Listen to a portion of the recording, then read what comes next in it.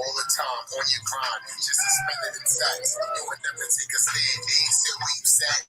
They don't live how we live. They don't be who we be. Over 1 trillion a year. Let's just spend it on we and see. Let's just spend it on you and me.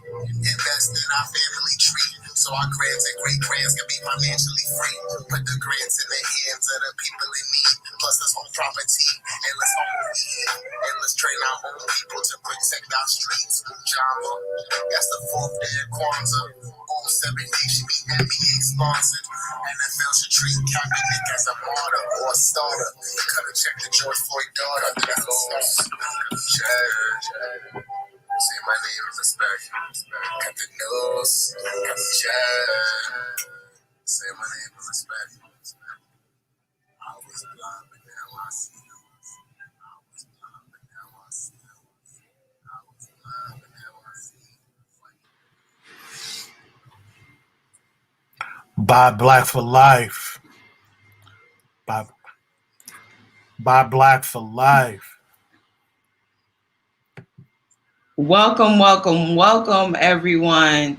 I think we lost the audio on our end, but that's our theme song, y'all. We had told y'all we had some big things coming in 2021, and one of those things is we officially have our own theme song. We ain't gonna be getting cut off by the internet, by the people. How are you today, Ugg? I'm blessed. Good morning. Good morning. Happy Saturday, Education Saturday. And today, with it being Women's History Month, I'm excited for this Women's Roundtable. I just wanted to jump in real quick, say hello to everyone, and I'm going to back out, and your hostess with the mostest, Jamise, is going to take us from here. Jamise, do your thing, Queen. Oh, thank you, Unc. I so appreciate you. See, Unc turned off his camera and he had thought that he had left the stream, but that's not what had happened. But good afternoon, everyone. Again, we are back here for our Women's Roundtable. If you were with us in October, we had a dynamic, empowering, inspirational, did I say powerful, vulnerable conversation with an amazing group of women. What I love most about this group of women is that we come from such a vast variety of different experiences, different ways of being in the world, and we're able to come together and have these rich conversations. And so I want to start bringing the women in. I'm going to start off, of course, with Unc's lovely and dear wife, Cecilia Nelson Hurt. Welcome, Cecilia. Good afternoon. Thank you for having me. It's great to see everyone again. Thank you. Cecilia is no stranger to BuyBlack4Life at all. We get quotes from Cecilia, even when Cecilia is not on, right? Like, I'm not in the room, right? Yes, you are in the room. In the room. Thank you so much for being with us, Cecilia. And I'm going to keep welcoming everyone on.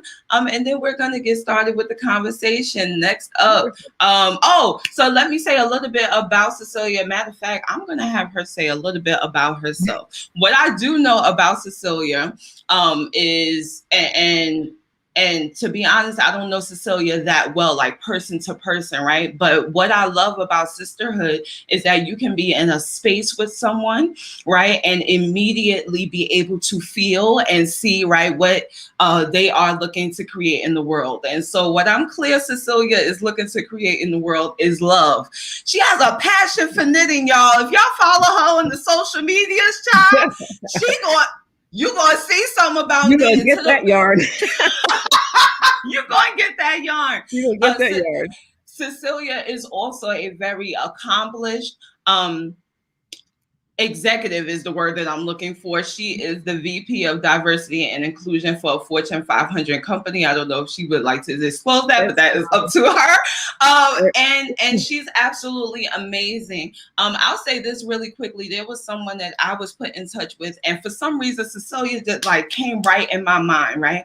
And what I love about you, Cecilia, is that I didn't think you would be like this, right? But you know, sometimes I just have this idea in my mind of folks who have like attained, right? Like an executive position, right? Mm-hmm. And I'm like, oh my gosh, she's busy, like, da, da, da. But I'm like, I felt like this person needed to be connected to you. And when I reached out to Jerome, you were so open, so welcome. You was like, yeah, like exactly. Sure. And I absolutely love and appreciate that, because that's what we need, right? We need to be able to reach out to our aunties, to the you know, the more senior women, right, in our community, and be able to receive. No, I'm just saying, I'm you're like an auntie to me, Cecilia. No. It's fine. And be able to reach, right, and get that information, that guidance, right? We don't have to make the same mistakes. We don't have to even go through the same trials and tribulations if we can have these conversations with one another and exchange information. So I want to just publicly tell you, I truly appreciate that. And it seems like it's becoming great and amazing. So thank you so much. No, thank you. I think that's really important. You know, I'm really, you know, I'm blessed to have an amazing relationship with Mickey Taylor from she's my prayer partner, right? And in Mickey's book, she talks about the importance of not just reaching as we climb or reaching back as we climb, but what she says, which I think is so appropriate, is that you get on the elevator and you go back down and you get that person and you show them the pitfalls on the way up, right? So it's just not about opening the door, but help them walk through it. And so I'm happy to do that. I make sure that I carve out time for that. So officially, I said to my husband, for the rest of the year, Fridays is going to be where I take those mentoring conversations, so that I will always have time to give back, because if I wouldn't be where I am or be able to accomplish the things that I've done if it weren't not for the other men and women who have advocated and sponsored me. Wow, I love that. Thank you so much, Cecilia. Oh, this conversation is so rich already, y'all. And so let's bring in Karen D. Everett. Hey, Karen, how are you today? I'm doing You look wonderful. Beautiful. Thank Karen, you. please tell. Thank you. Karen, please tell the people a little bit about yourself and what you do. Okay, so I am Karen Everett, and I am in internal audit. I'm an audit manager for a major international bank. I'm also the owner of a travel agency, which has been put on hold for a while, but things are clearing up. Time to pack travel. And I'm happy to be here amongst the rest of my beautiful, wonderful, amazing sisters today. Fantastic. Thank you so much, Karen. Now, let me tell y'all something about Karen. Y'all know I got a story about everybody. No, but all good stuff. So Karen had inboxed me on Facebook, but see, when people name ain't they name, right? They don't know who you're talking to. And so we had some conversation, and then we had the young people's roundtable. Mm-hmm. And Karen's just messaging me, oh, your son is so wonderful. And I'm like, oh, thank you. And in my mind, I'm like, this is such a nice lady. I don't know who she is, but she's so nice.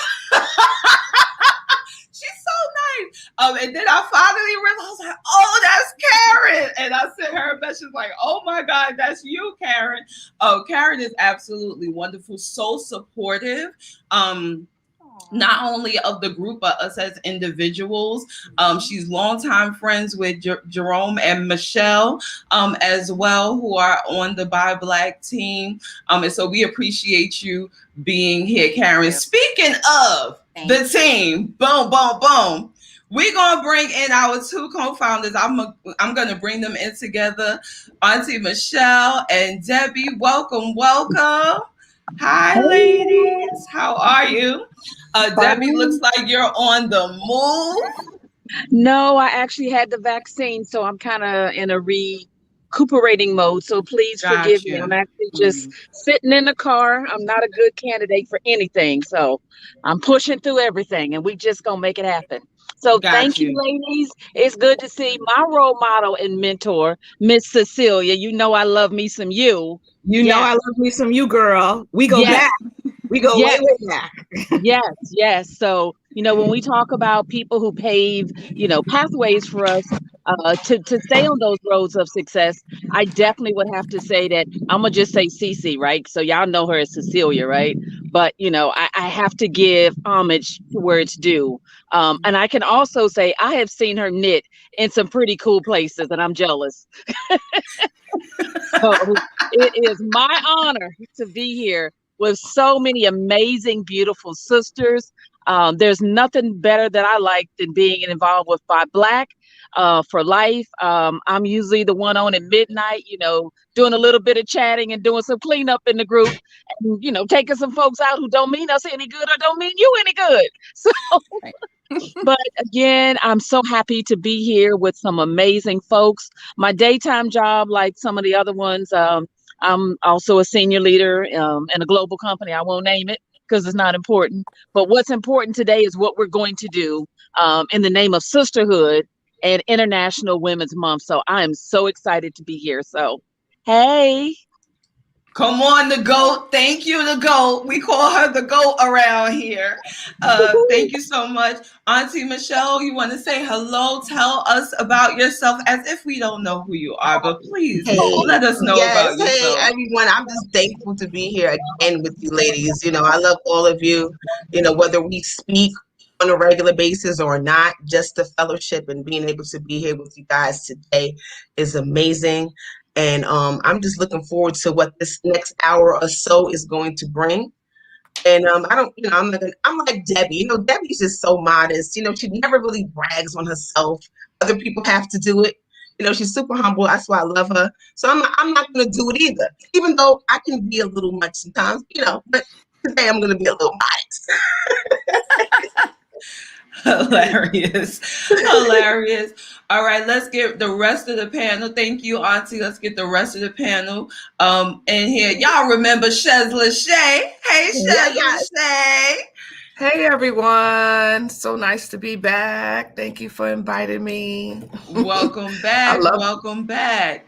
I love being a part of this team. Absolutely, as do I. And then we have a very special guest who is here with us for the first time. I'm gonna leave her to last. So let me bring in my sister Ebby Webb, as I call her. Y'all can't call her Ebby Webb. That's Ebby Webb. Ebony, my sister. Hey, sis. Hey, can you hear me? Yes, we can hear you. Hello, loud and clear. All you beautiful queens. I'm honored to be here with you guys in this space. And I'm excited about this conversation. Anytime I can get together with Buy Black and these beautiful queens, I am overjoyed. So I'm so happy to be here. Thank you so much, Ed. And Ed, would you like to share, and Lachey as well, would you like to share your background, anything professionally or just about yourself that you would like the audience to know? I'm not good at that. I will say that I am a mentor. I mentor families, the whole family, women, men, boys, and girls. I do that full time along with my husband. So I'm vice president of Mentoring for Success. I am co-owner of ACS, All Connecting Services, where we connect you to all things. And I'm currently an author. I am an author. My anniversary is coming up. I'm the author of Behind These Four Walls. So if you want to check it out, you can go on behindthese4walls.com and you can order my book. Okay, thank you so much, E. Go right ahead, Shez Lachey. What did I want to say? Just that I am just in a very good place, like in my life. I'm an executive at my company, an executive admin. I'm not Cecilia, but I'm fabulous in my right. My cousin Michelle doesn't want to brag on herself, but we have a podcast, and so I'm gonna brag on her a little bit because she's the bomb.com, and she just want to be modest about it. And very like Ebony, I'm a mentor. I do mentor children. I try to do everything that I can to be, a positive love and light in the community and helping other people. And so I am love. I am light. Heard that loud and clear. Loud and clear. Yes, ma'am. And then we have our very special guest. I want y'all to give her a warm welcome. It's her first time with us in this way. Yancy! Hi, Yancy! Welcome. The party. Yancy, so Yancy, we met over the social medias, actually through BuyBlack4Life. But Yancy, if you could please share with the BuyBlack4Life family what it is that you do. I'm excited about what you do because I already know what you do. But if you could share with the folks what it is that you do and what you've been able to create in your life over the last year or so, I think that would be great. Well, thank you. To put it very succinctly, I am an encourager. That's what I believe I was put on this earth to do. But for the past 6 years, I've been encouraging people through social media, and I just wanted to do it more. And I was blessed last summer to be able to quit my 9-to-5 and do it full time. So I am, I'm able to do my calling full time. It's amazing. And I have a YouTube channel. I have all the socials. I started getting into coaching. I have a club where we get together and I encourage people on a daily basis. And it's amazing. I'm all about love, dating, sex, and relationships. And I try to bridge the communication gap between men and women because I believe at the end of the day, we all want the same things, but we speak different languages. So yes. I really like to be love and show people how to also be love so that they can attract love and keep love. Come on, child, because there's a difference between wanting love and being love, okay? And so I would just roll in on that. My name is Jamie Porterfield. I am a co-founder of BuyBlack4Life, but I am also a life twerkologist with my company, The Bee Coach, okay? And I look at twerking as a way of life, not in the way that we just see it as a dance. And so we're excited to be here with you today. And so we're going to start off this conversation like popcorn. If there is something, ladies, that you have been reading or writing that you would like to share, just get it on your mind. And we're going to share like popcorn. Are we ready? We're ready. 5, 4. I saw Debbie dropped out and she's coming back in. 5. I have no 4. idea what happened. So we're sharing if we've been writing or reading something that we would like to share. We're going to share it really quickly. Like popcorn. Sound good? Yes. Fantastic. So I'm going to start off. I haven't started reading it yet, but it came on Wednesday and I'm ready for it. So I'm getting ready to start reading Professional Troublemaker, The Fear Fighter Manual by Lovey Ajayi Jones. Lovey is my cousin in my brain. I never met her before in my life, but I follow her on social media and she's so lit and so no nonsense. Like I love like how she is like, you ain't coming over here with that. And so please support Lovey and her book. This is her second book. Her first book is called I'm Judging You. And it's just her first and last day. She got married since her since her last book. But this is what I'm getting ready to start reading. I'm looking at fear this year in new ways. And so this is a perfect book to add to my reading list for me this year. Anyone else would like to share? I just got Cicely Tyson's book literally yesterday about 5 o'clock. So that is my reading all day tomorrow. I'm literally shutting down and I'm going to finish the book. So I'm really excited about that because I was a big fan. So I'm reading Cicely Tyson's last book. Yeah. I The heard book that it's touched amazing. me that I read is called Forgiveness, A Bold Choice for a Peaceful Heart by Robin Casarjin, I think is how she pronounces her last name, Casarjin. And it is a wonderful book to teach you about forgiveness, that it's for you, not for the person. And it literally changed my whole perspective and how I deal with people and how I deal with myself. And I do recommend that book. Yeah, I'm currently rereading Cast for the second time. So if you haven't read it, it sounds like a commercial, but I do believe that as it relates to racism, and I really appreciate how Isabel was able to draw the correlation between the South Asian Indian caste system and the system of race here in America. It is a must read for everyone. And I actually was just talking with Lovey, and so I'm waiting for her book because I'm getting ready to order a couple of hundred copies of her book for the women at L'Oreal. So we'll be reading that. Love that. Well, I am reading 2020, The Year That Changed America, an anthology that I happen to be a writer in. So I've been reading that. It's a lot of amazing work and a lot of amazing pieces. My first published piece, so I will brag on that. So that's what I've been focusing on because there's so much to read and reread and just go through. And Jerome was also in the book, so that's what I've been reading. I don't even have the book; it's upstairs. I should have put it down, but if you don't know, go get it. It's on Amazon. Yes, and we'll be putting links to all of these books in the chat because there might be some, we know y'all might want to look them up and you might not catch them. So we'll make sure we put them in the chat. Yanti, were you getting ready to speak? I was gonna say, since you said that we could talk about what we're working on, I actually haven't announced this anywhere, but I am working on a book. Yes, I can't say the name because I think it's pretty cool and I don't want anyone to take it.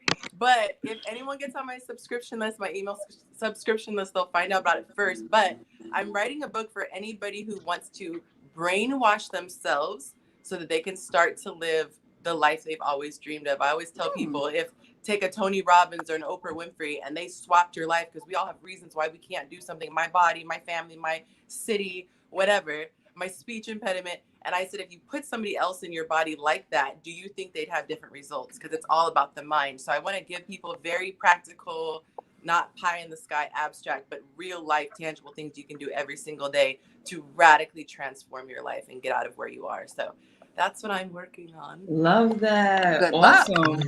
Awesome. Well, last but not least, I am just journaling.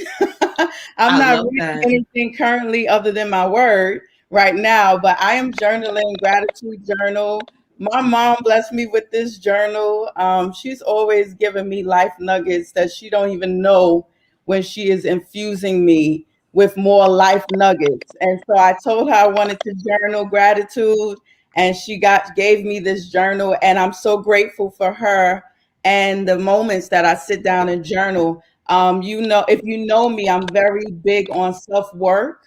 And so it's my desire to always be aware of where Eb is, how she's feeling emotionally, spiritually, and mentally, and how she's able to affect others and also move forward on her own journey. Because I can't be a successful mentor unless I start with myself.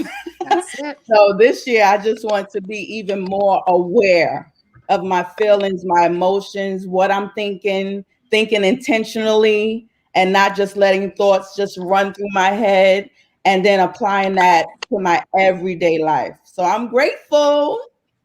I love that. I absolutely love that. That's some good stuff, y'all. So we got some good books being read and also some release, right? And just being able to write and seeing what's coming up and coming out. Another book that I'm reading right now, and then we'll shift, is called The Artist's Way. And child, I wasn't ready for this book. If you have not read this book, please believe everything that she says at the beginning, because I was like, it ain't gonna be all a child. It was it is a 12-week journey around creating a creator-to-creator relationship with whoever you believe God, source, spirit, right, to be. It's for anybody, any religion, or spiritual practice.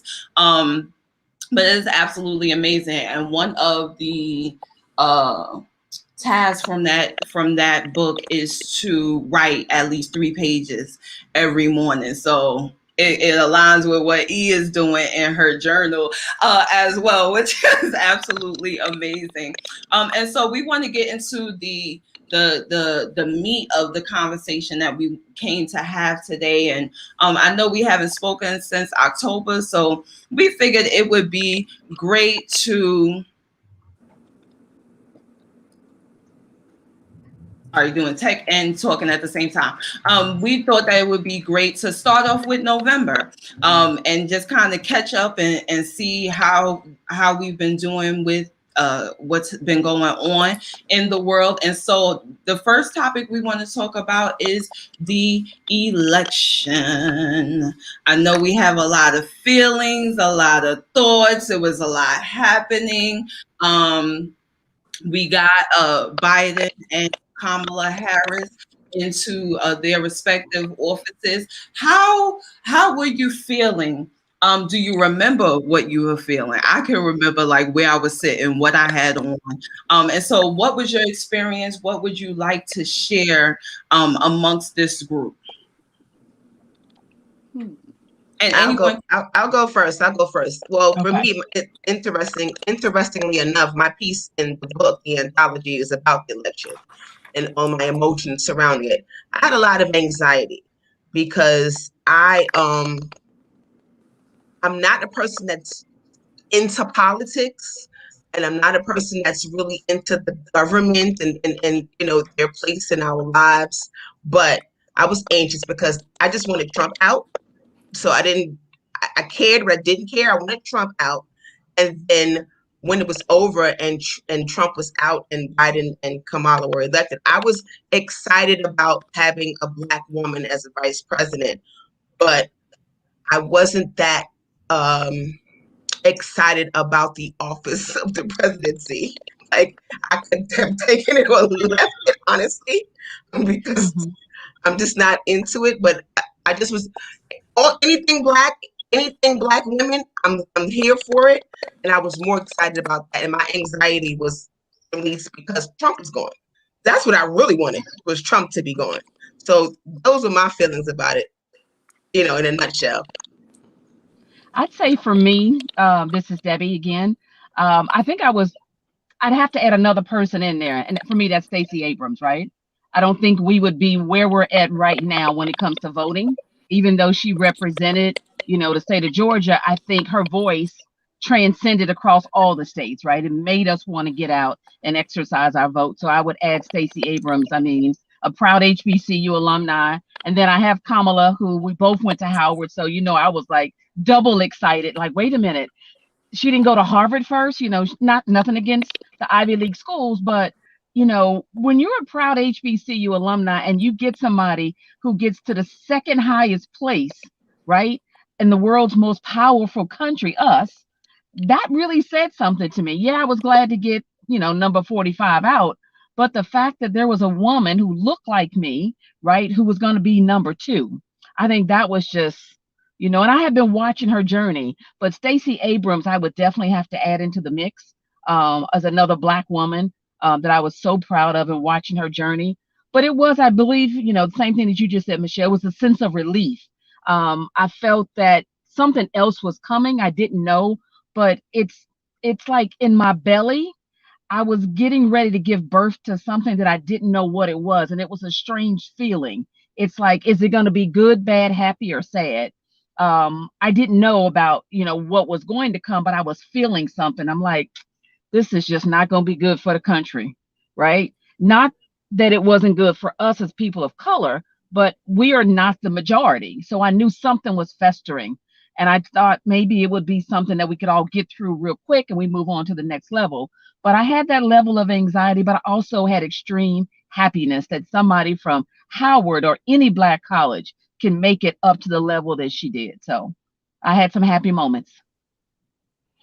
I feel, Michelle, with that anxiety part, because for me, it was really about, now that she is here, right, Kamala, and we have her and we have Stacey, it's always that we want to be represented well. We want our sisters to do well. And we know now that they are going to be under a microscope. And I want it to be a good representation for us. And so my anxiety comes from, I hope they don't attack her. I hope that, she brings it, just does something monumental to really affect change, or really to be that voice for Black women, to show how wonderful we are. So for me, that's where I felt like I was very proud, but there's also this fear that they're going to do something to stifle her, or that there'll be, something that they'll find, and they'll, you nitpick enough, you can find something. And so my thing is just leave her alone and let her do what she came to do. And so for me, that's where my anxiety comes from about it. But I'm excited, at the same time, just wanting to protect her. I guess that protection mode of like, how can I, help her? Because I want to help them, all my sisters be great. So for me, that's where it is. Yeah. I felt a little anxious. It's been a tough last 4 years with 46 minus one is what I refer to him as in office. And I'm excited for Kamala Harris, my sorority sister. We're both members of the same illustrious organization, the Alpha Kappa Alpha Sorority Incorporated, proud lifetime member. And she's not new to breaking ground, just like, our sorority. So she's broken many grounds in politics, as well as in law. And this election broke many records, made history. Most importantly, I think it gives us hope for a brighter future. I'm excited for the potential for this country. We've done the work to get this new administration in, and to have a African American woman in the second highest seat in our nation is monumental. It shouldn't be. Because I'm really tired of, this day and age, first Black person to do this, to do that. It should be the person that's qualified, be it Black, white, yellow, green, whatever. But now that we have her in the seat, we've done the work to get her in. Now it's time to continue the work, and we must hold her accountable. There is a lot of work to be done. And if we do not continue the work and hold her accountable, her and President Biden, then the mark in history is it's in vain. It was for nothing. So we still have a lot of work to do. So if I could jump in, I have a lot of comments about what everyone has said. So first of all, I don't feel that we have to hold her accountable. I think we have to hold us accountable. So many of us only show up every 4 years, and power happens every time there's an election. So when it comes to being accountable, I think we need to look at ourselves and what are we doing to help advance, right? And so it's not just, you can be active in your in the community, in the elections that matter here, as well as in the larger one. That's one. Second, I want to make sure that we acknowledge her intersectionality. And so I love that we're acknowledging her Blackness, but she is very much proud of her Southeast Asian heritage. And so I'm always going to make sure that I interject that into the conversation when we talk about her, because we're all intersectional, and me being both Spanish and Black, I don't want to leave out any aspect of who I am. So I want to respect that with her as well.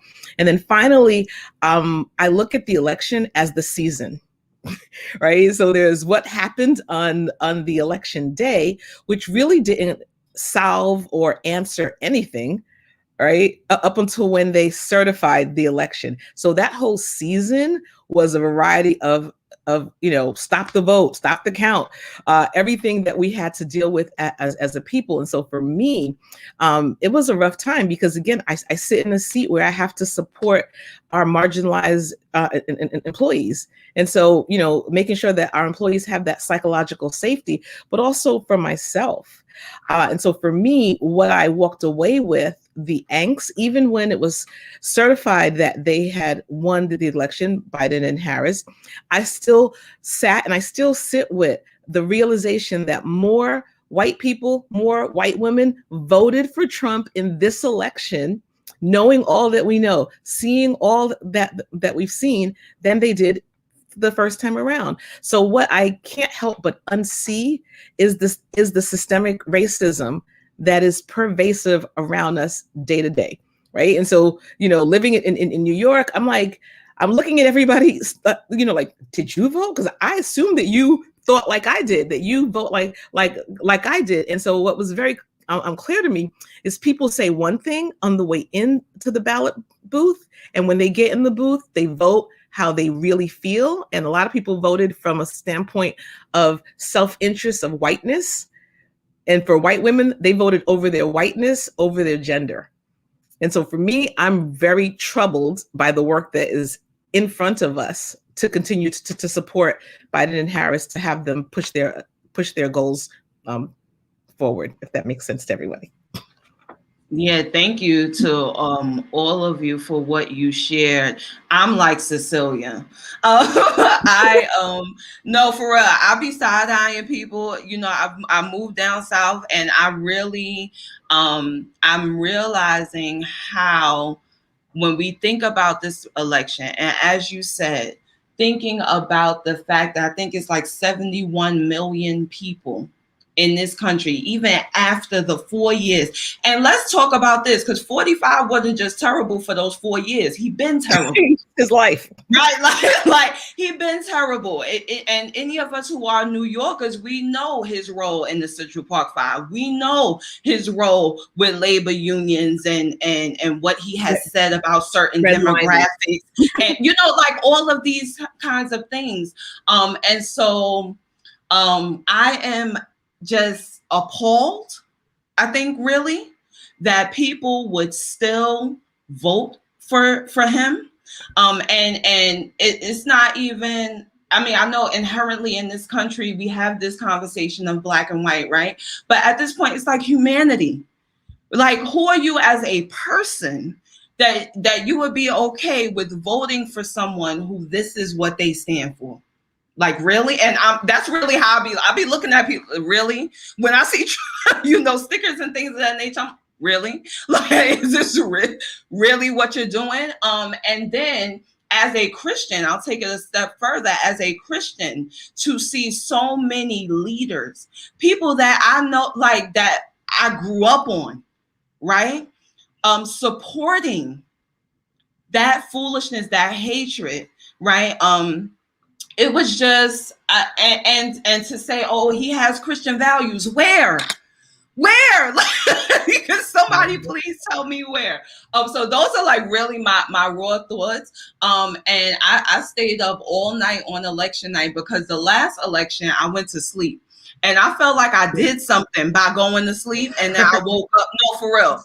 I woke up, and the last election, when my husband told me 45 was 45, I boo-hoo cried. Like, I shouldn't have went to sleep. If I would have stayed up, something would have changed. But this election, blamed yourself.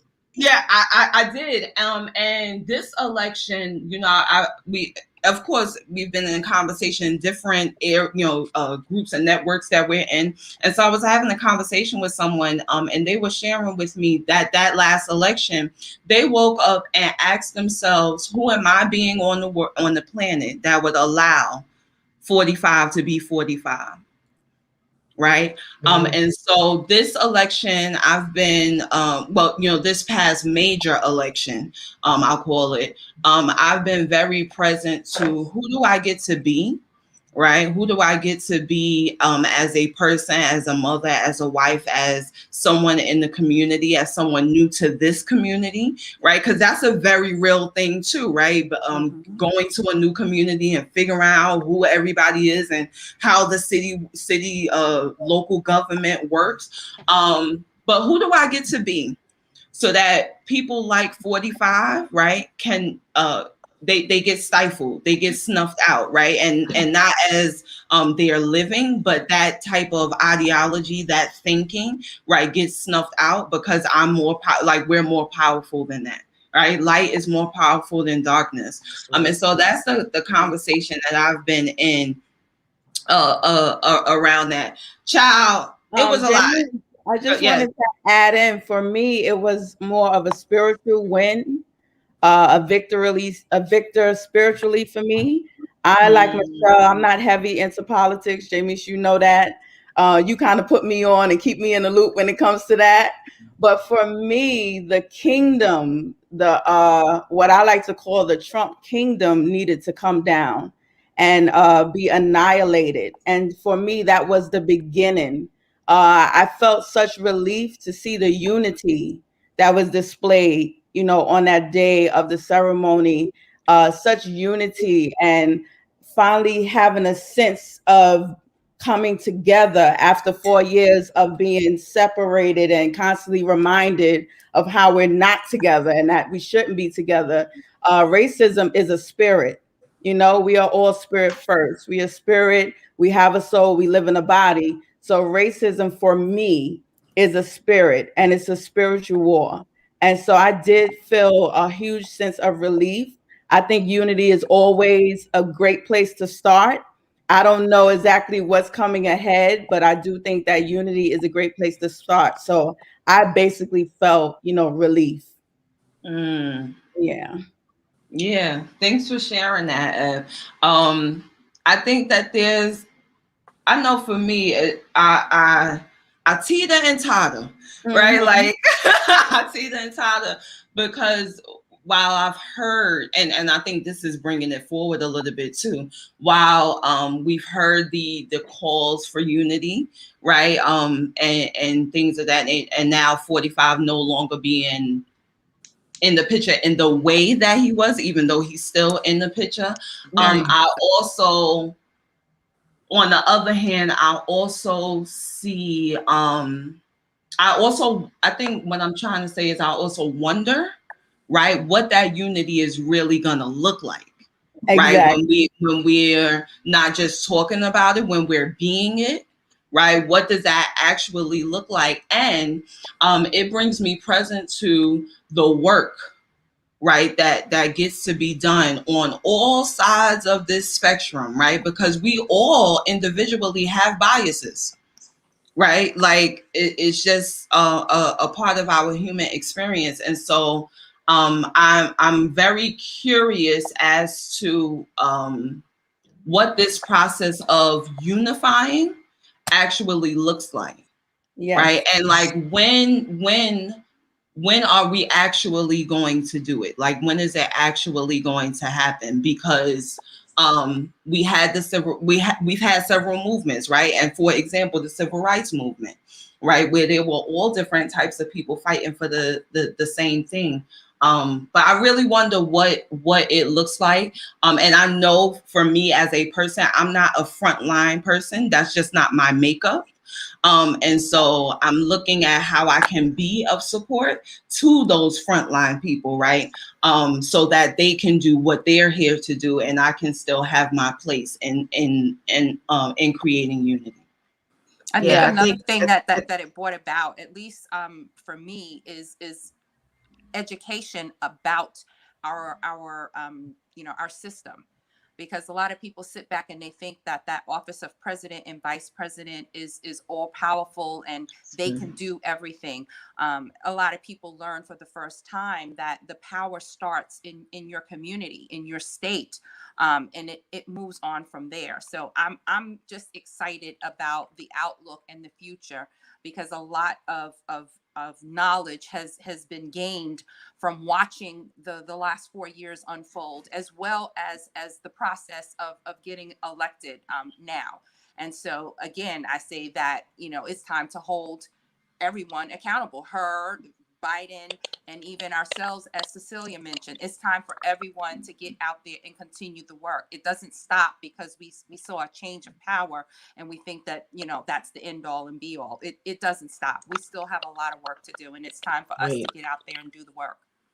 I like what Karen. Go ahead, Nancy. I'm sorry. Go ahead. Oh, I'll make it brief, but I like what Karen was saying, because for me, I used to be very, very involved politically, extremely involved.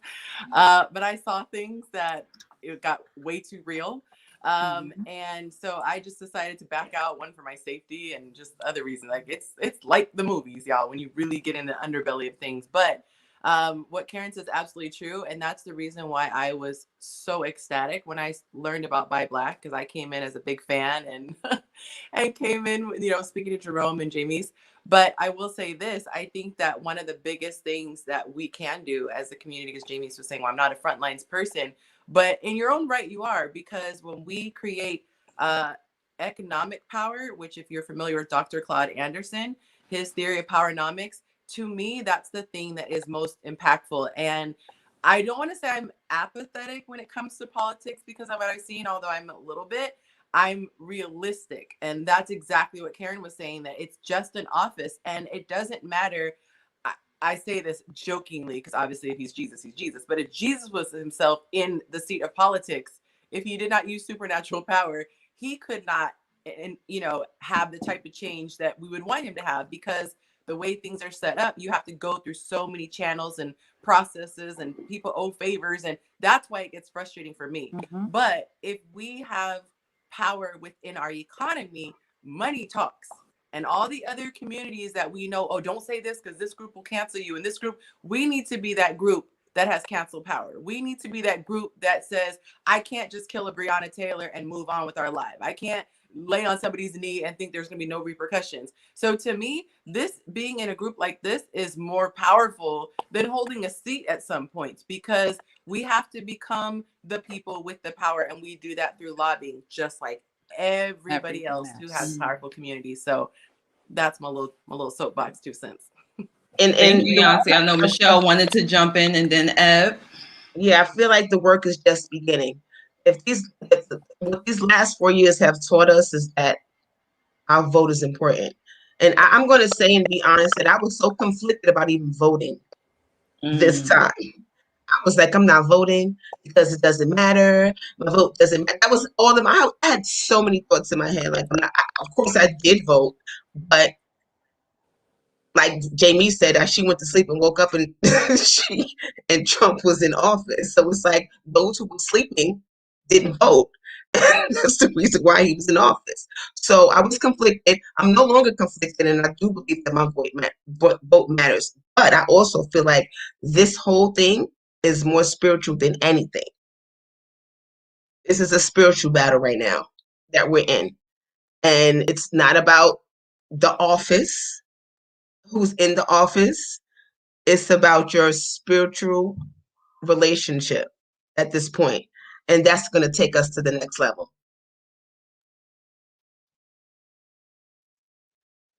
Thank you, Michelle. Ev, I know you were getting ready to jump in. Michelle just sparked something. So another thing in my head that I wasn't even going to mention, but I have been talking about last year, spiritual homelessness, and it's a real thing.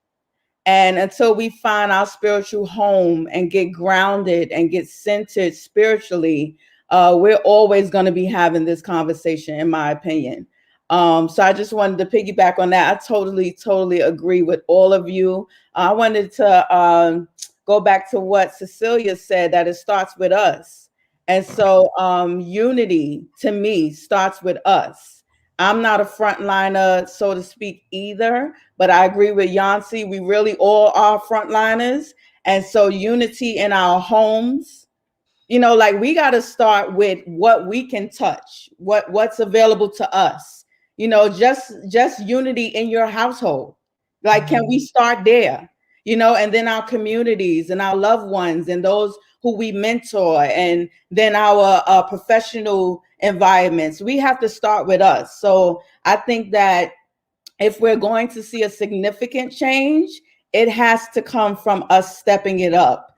And that's why I love this opportunity to connect with women, queens like yourself, because it shows and creates a space of unity that we can now take, all home to our prospective places and just build on that.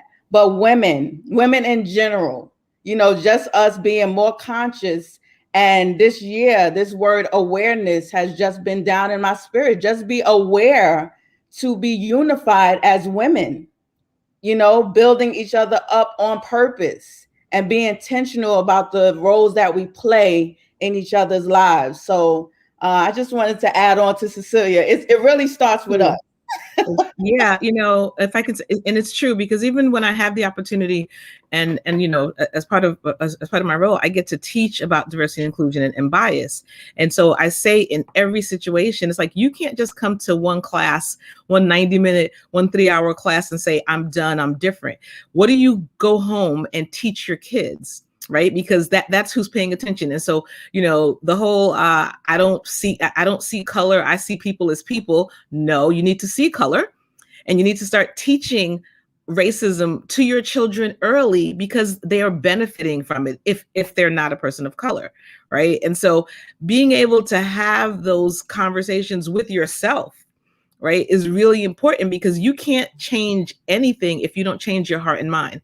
And so whether it's your spiritual, whether it's your empathy, whatever, you have to change. And when you change, you can show up differently. Ibram Kendi, in his book, How to Be Anti-Racist, he talks about power. He talks about like Black people saying, oh, well, I don't have power, so I can't make a change. That is the mindset of the powerless, right? Everyone has power. So if the, bus strike in Montgomery, what if they said, we don't have power? Those people did not take the bus for over a year. Some of us can't turn down our plate and fast and pray for half a day. So how can you make a difference if you're not willing to put forth the sacrifice? And so it starts with us. It starts in our heart and mind, starts in our home, right? And it's not do as I say, not as I do. It's I'm going to do because the kids are watching, and then they go out in the world. Bias starts as early as 3 years old. So people are like, well, I thought the next group was going to be different because the diversity, the multicultural nature. No, because if we're not doing anything to change the systemic racism, they're just being born into poisoned water, and they're drinking from that fountain. So that's my Yancy type soapbox. Thank you, Yancy. But wait a minute, I'm about to cue the Hammond B3 organ, because y'all in here preaching, okay? Oh my God. Okay. And so thank you, ladies. I think it's important for us to have these conversations, and Ebony touched on this, but being able to come together as a group of Black women, right, and talk about these things, and purposely, like, this is purposeful that we're doing this and broadcasting it, right, to our group, because this is what we're looking to create, not only in our group, but in the world. Unity, spaces of conversation, right, where we may not all have the same opinion, right, about something, but we're able to come together and share from our different viewpoints, and maybe like learn something different, right, hear something for the first time. And so I don't want to stay on these topics too long, with this next topic too long, because I really want to get to some stuff that's about us. But I know I would be remiss for myself if we did not discuss the coup, because since we're already on politics, we can just go into that conversation. If anyone has anything that they would like to share about the coup. And I think I'll start off on this one. The coup, I feel like in my shelteredness of living in a country like the United States, I never thought that something like that was possible here. And that, I think that's in my own ignorance. And I think I was watching CNN that day. And seeing in live time, in real time, the destruction of the Capitol, seeing Capitol Police and other law enforcement trampled, beaten, afraid for their lives, seeing tweets coming from different lawmakers and their staff, about what it was like on the inside. I really have, I just have to really be candid. The white dacity, like I do not, I don't understand it. And these are like still my real raw thoughts, because I've been trying to process what occurred on that day. And every time I think about it, something new comes up for me. But I think overall, just the white dacity, this thought that like we can have whatever we want, and if we can't have it, we're gonna take it, which I feel like has been a large it's a large premise of what racism is. I just, and at certain points, as is happening now, I don't even have words for it. It's just absolutely disgusting to me. And I feel like in ways it needed to be seen. It needed to be seen because when we had the civil rights movement, when there's been protests since that time, and current protests, right, that had us, we were experiencing multiple pandemics at the same time, right? Some folks were choosing to go out with masks on to fight for our lives in different ways. I just don't understand, y'all. I don't understand. It doesn't make sense to me. I don't understand how folks could believe that that was something that was okay. And let me put this in before I finish talking, how they could then compare that, right, to the fight of a Black Lives Matter, right, or and organizations that are for the Black Lives movement. I'll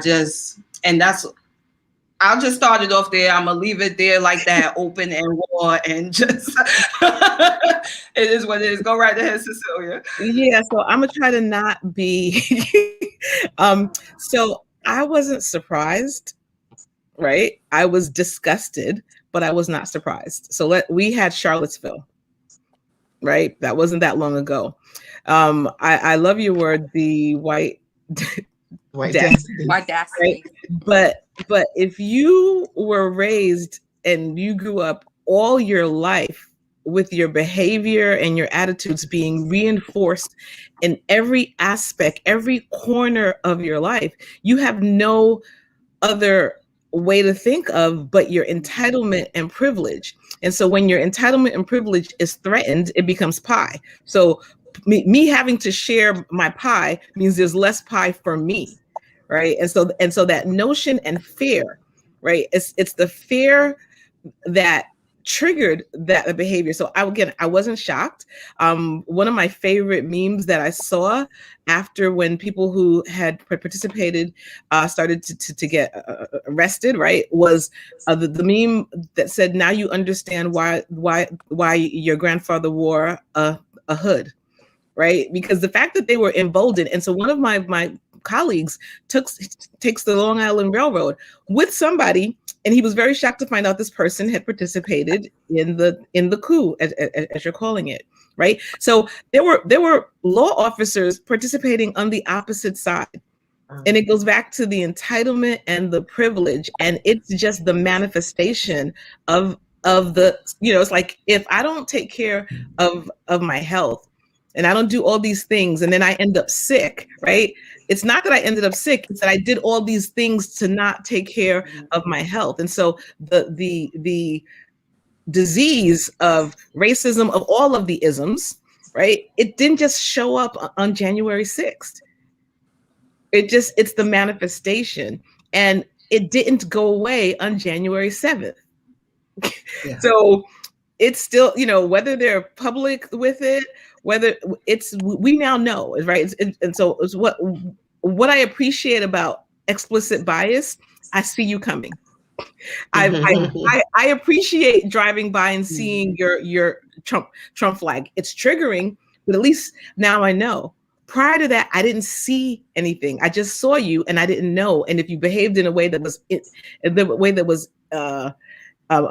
implicit, I was like, well, I'm not really sure. But now it's explicit and it's in our face, and now we know. And so the onus becomes like, okay, so now that we know, what are we going to do about it? Right. I remember thinking, well, the chickens have come home to roost, right? You created this monster, and now the monster is at your front door. And you were busy worrying about us.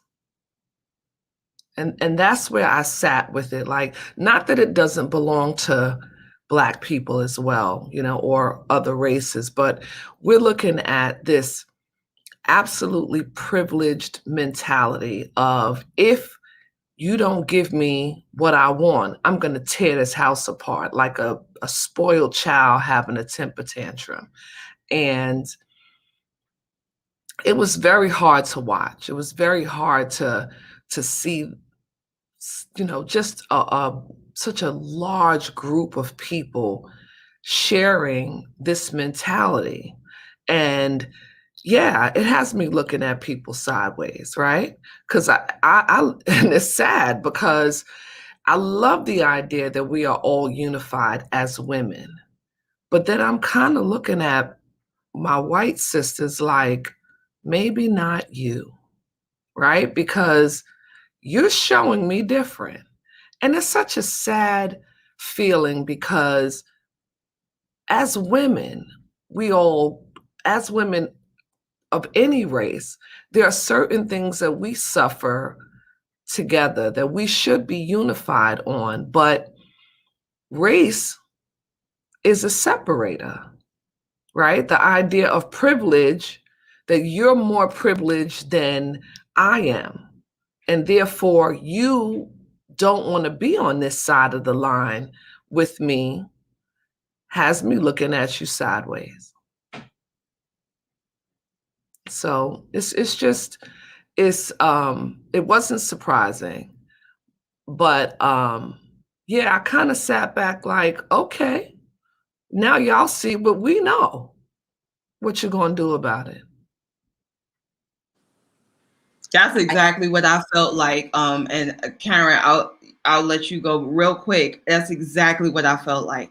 I felt like we've been having these conversations, and I know for me, I can think of things that happened to in my childhood, right? Like being stopped by the cops on my way home from school with my brother, right? Like things like that that had occurred. And we've been talking for years, for centuries, about the abuse of power. And I don't think the abuse of power is just in law enforcement. It is in the totality of this racism conversation. And I felt like finally, right? They get to see it. And I'm younger than a lot of people who are like, I wasn't surprised. I was really like, I did not expect for something like that to that degree. Or I could see them breaking windows and stuff like that. But like to go into the chamber, to sit in the chair, to desecrate things in there, to go in lawmakers' offices and do disgusting things, right? To have people scared for their lives. And I felt like what you said, Lachey, now they get to finally see. Now something maybe will change, was in my mind, right? But still seeing so many, first of all, how many of them got to leave that night alive? Period. Because we're clear, if that had been a Black Lives Matter, when Black Lives Matter went to protest peacefully, the National Guard was out there. And so, yeah, that's what I just wanted to jump in on that, Lachey. Like, I was like, finally they get to see it. And then it was still like, well, we'll catch 5 of them when they go home. And then that's it. All right, Karen. You know what? I can't add any more to to this topic than what has already been said. So, yeah. Thank you, Karen. Okay.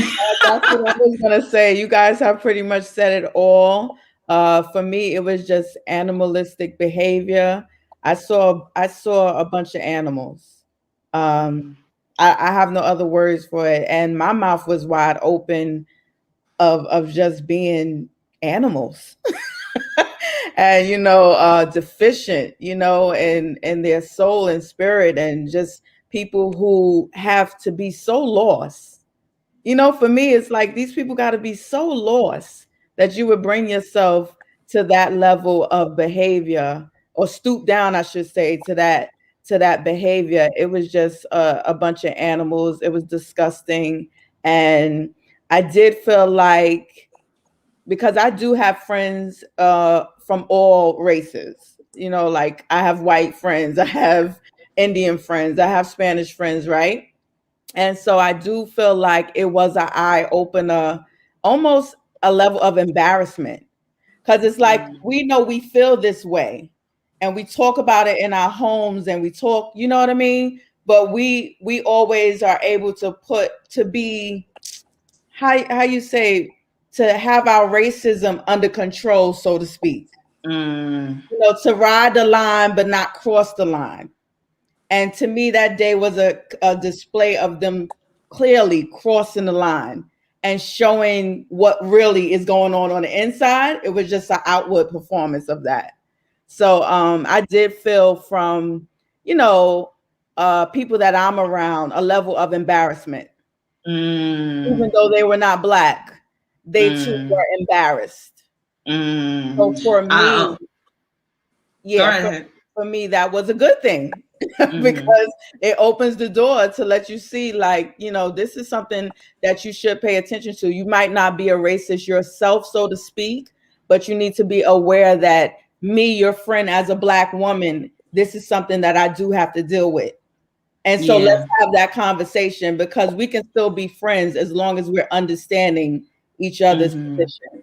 Yeah, that's so good. As you were talking, and what we always talk about came up for me. For me, it was a direct indication that self-worth, the world is a demand for transformation. The world is a demand for transformation, and we get to be in our work, whatever that looks like for us, as individuals and in community. And like, regardless of our backgrounds, we get to be in our self-work, in therapy, in coaching, in mental health services, in diversity and inclusion workshops, in anti-racism work, in liberation work, right? We get to all be in our work in a way that serves us, because the coup was a prime example of what occurs when we're not collectively in our self-work and understanding who we are. Like Ebony said, it's this idea of a deficit, right? Like, you have to be less than me for me to rise, attain, be whatever, right? And when we do our self-work, we're very clear, right, that everyone is enough and that there's room for everybody. And so then there's no need to be in competition with one another. It doesn't have to be someone lower or higher. We can experience equality and equity. But I think in this country specifically, they get to go back and right some wrongs, because we ain't had nothing to do with that, and they get to make it right. So I want to jump to Black history. Black history. I want to know what are. I'll pose two questions, and you can answer both questions if you want to, or you can answer one. I would love to know your feelings on Black History Month, because I got a lot of feelings about that around Black History Month. And if there are any traditions that you have created around Black history within your home and within your life, I would love if you could share them, because I think it's important that we do create a tradition around our heritage. I don't believe that it is limited to a month right? Because we Black every day, all day. But if there are some rituals that you have or traditions that you have, and you are willing to share, I would greatly appreciate that in the space. Black history for me. I'm sorry, I don't know who's going to speak. I No, didn't go mean to ahead, cut you up. Michelle. I'm Black 365 days a year. So for me, the month that they give us to celebrate our history, I'm like, okay, whatever. So I'm just, that's what we did in school. We always had the Black History thing. And I'm not saying I don't acknowledge it, because I might have put a post up or two about, people in my life well, not people in my life, but just historical figures or whatever, and I might have posted about it. But I do that anyway. So that just not going to be 30 days that I do. I'm just over it, honestly. I'm really over the months of Black history, because they just reduce us down to 30 days that we get to celebrate who we are, when who we are is every day. I actually learned a fun fact about that. I read somewhere that it was actually a Black organization that started the month, and they chose that month because the two historical birthdays in there. And I say I read that because I don't want to speak like an authority on it, but I'm going to look and do research. But I always thought that it was Caucasians giving us the shine, and like, oh well, we got the shortest month, but that they actually chose it to shine. So I need to look into that a little bit more. Yeah, So it was started by Carter, Carter Woodson started it. It was the Association for the Study of Negro Life and History. He announced the second week of February to be Negro History Week, and then it evolved and became a month. So for me, that like you've already said, I'm blackety black, 365 days of the year. So Black History Month, to me, is not an opportunity for us. It's an opportunity for them, right, to pick up and learn and get facts. And so I run my family's Facebook page, and so on that page I post birthdays, anniversaries, good things in my family's lives, and just fun facts. And it's just a way that we can keep in touch, since we're spread all over the place. And this year, for the first time, I took each day of February and posted a Black history fact. And I purposefully went outside of the Martin Luther King and the Malcolm X, because everyone knows about that. So I took time to kind of research and pull up little known facts that maybe I didn't know, or I felt like other people didn't know. And Black history is out there. We just got to look for it. I went to the post office and ran into a gentleman, and he joined into a conversation I was having with one of the workers in there. And he was very modest about who and what he was. He told me his name and everything. He had on this huge ring, like the ring looked like this on his finger, huge. And so I knew that it had to be some type of championship ring. And I'm like, well, tell me about this ring. Who are you?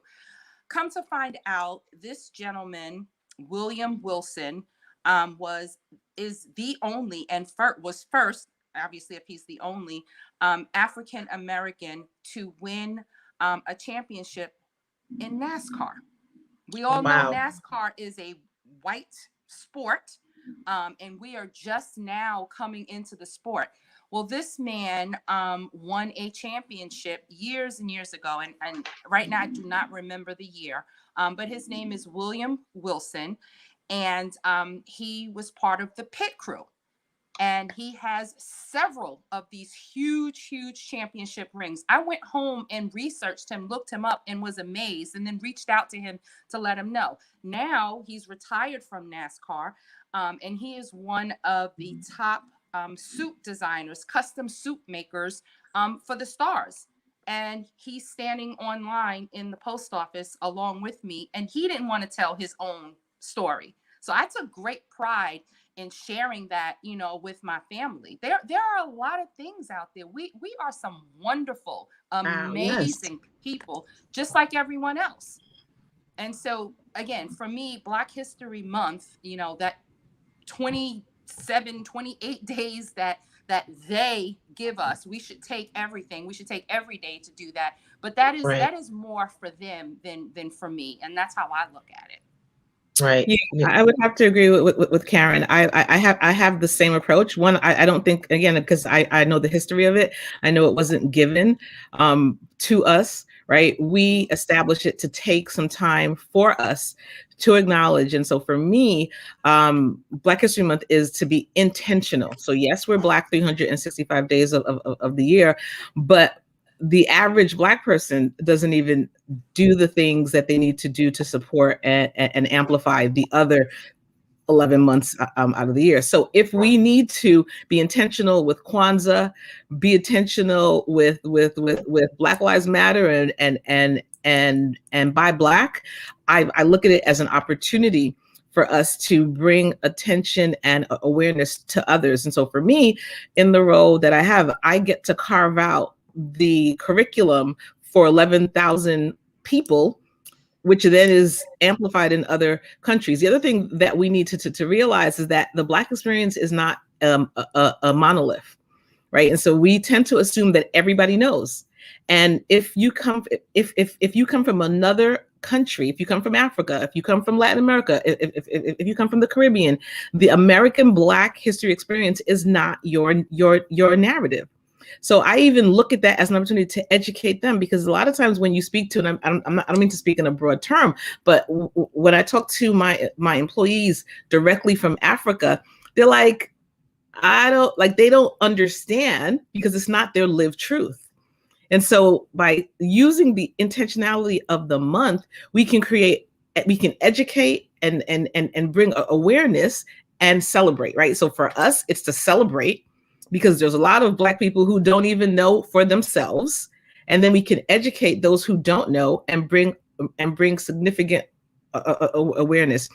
We also know the buying power, the Black consumer buying power. We over-index in many categories. So damn right, I want Target to carve out a Black history section and sell mess in the bottle T-shirts and have Black books there, and Black is beautiful shirts. Like, I want it all, because they damn sure trick out for Pride Month. So why wouldn't we expect that for our month, right? And then what I would hope is that once you get exposed in February, you don't stop there, right? It's to continue the conversation. It's a good place to start, but it doesn't start and end on February 1st and February 28th.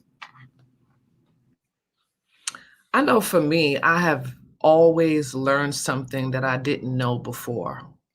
And so there's an appreciation for that month, even though absolutely 365 days, but I've always, learned something that I didn't know. And I love that part, because I can also share that, right? Because you come home and I'm like, you will not believe what I heard. You will not believe what I learned about so-and-so. And, I get it. And I'm deliberate as well with my time and energy to self-educate and learn something else, because there's always something that I didn't know prior to.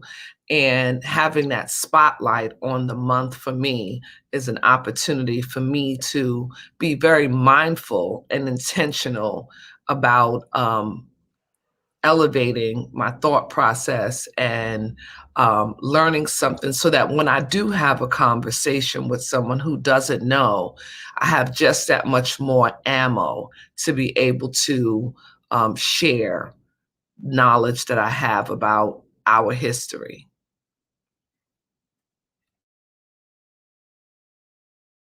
Yeah, I think that that's so good, Lachey, about learning something new every year. I think that is so true. As we look to be intentional, someone talked about being intentional about, I think that was Karen, talked about being intentional during the month, how we get to learn of our history. And for some of us, we don't. I know for me, instead of just instead of making it complicated. I know for me, there's not a lot that I know about my family past a couple of generations on both sides. And so having that intentional time, right, of thinking about where we come from, right, and what has already been created for us, and understand that how powerful we are as a community, how innovative we are as a community. I always say I'm Black history in the making, right? There is something innovative and creative that's going to come from me, and is coming from me, that's going to impact my community as well. So I think that that is a great starting point in the learning, right? That can support us in being and doing. Absolutely love that. I want to jump to another portion of our conversation about sisterhood. So coming down from this overall overarching idea of Black history, what it means to be Black, right? And then let's funnel down to Black sisterhood specifically, right? Black sisterhood, and I know some of us, we are mixed. I don't know if that's the right term, but y'all let me know. Maybe mixed with some other ethnicities. But there is always this myth about Black women in particular not supporting one another, or being jealous of one another, or like not being able to get along, right? That a conversation like this is something that is odd, and and only happens in certain places, right? And so I would I think what I want to pose to the group is, because I feel no jealousy here, so I don't feel to have that conversation. But my conversation is about support, right? What does support and sisterhood look like for you? And how are you creating it in your life specifically? So what does support and sisterhood look like for you? And how are you actively creating it in your life? And Yancey's like, yeah. So go right ahead. Go right ahead. I'm so Go excited right I ahead. wanted to pop up and talk about it, because for years I have talked about having a tribe. I literally put it in the universe on my Facebook group for years, saying I wish I had a tribe that understood that if we work together, the sum of the part, what is it? The sum of the parts is greater than the whole, or however that saying goes. I always mess up that quote. I really need to memorize it. But the whole is greater than the sum of the parts, or whatever. You know what I'm saying?